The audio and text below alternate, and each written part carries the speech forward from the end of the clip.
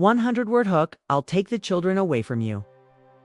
The words sounded calm, almost polite, but they tore through the warm little cafe like a blade.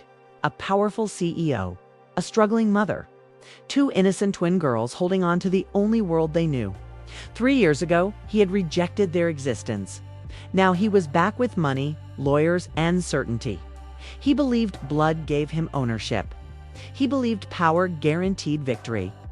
What he didn't know was this: the children he came to claim would become the ones who dismantled his arrogance, challenged his control, and forced him to learn what love actually costs.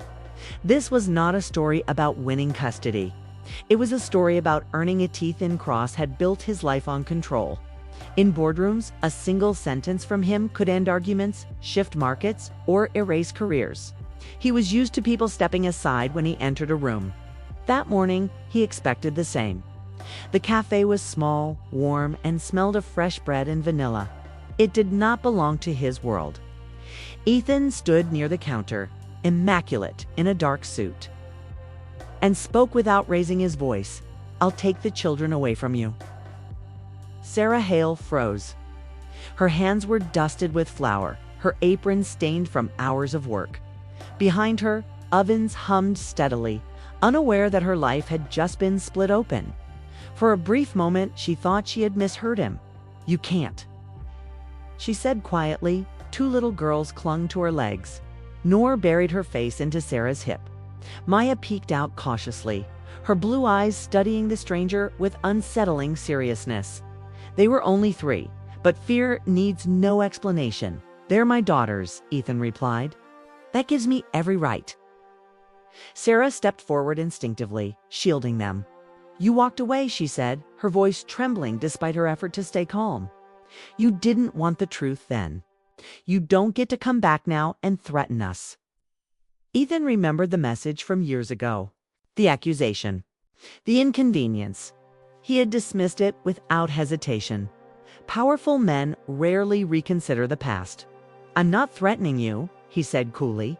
"I'm stating what will happen. They deserve stability, resources, a future."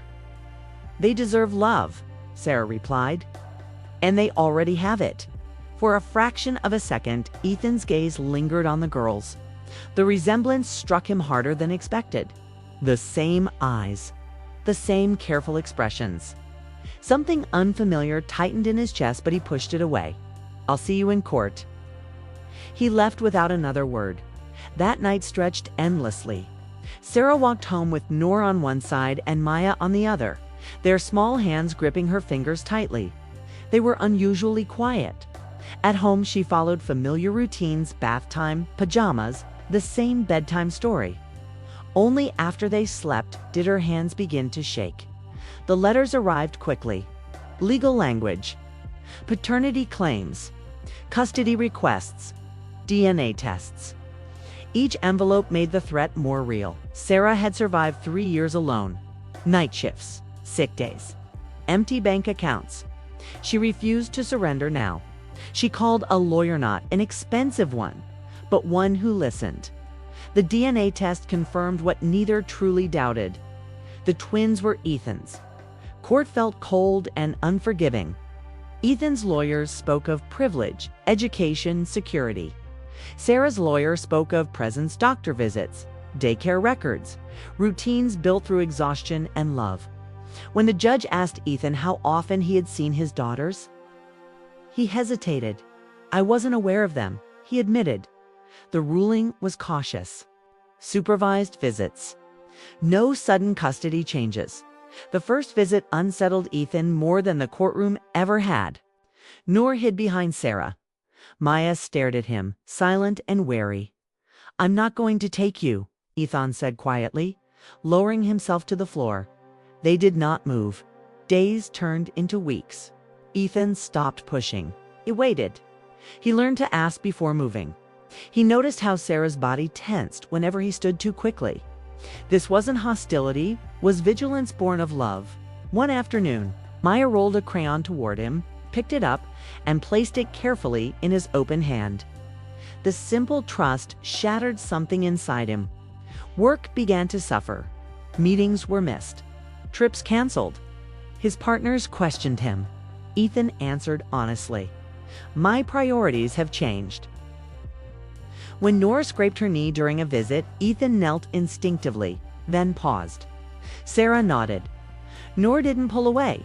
The real shift came when Maya fell at daycare. Ethan arrived first. She clung to him, crying softly. When Sarah entered, Maya reached back for Ethan's finger without hesitation. Sarah felt her fear loosen at the final hearing. Ethan spoke without strategy. "I was wrong," he said. "Authority isn't love. These children already have stability with their mother. I don't want to replace that. I want to support it."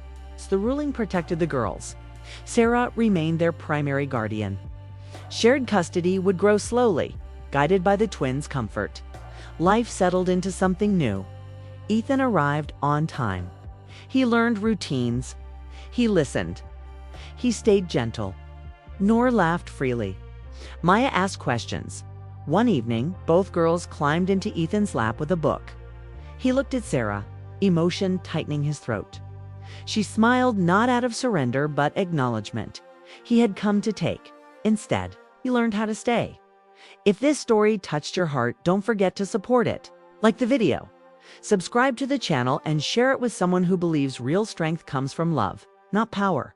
Tell us in the comments, should parenthood be claimed or earned? Your thoughts help these stories reach more people who need them. Stay connected for more emotional, real-life-inspired stories about family, sacrifice, and redemption.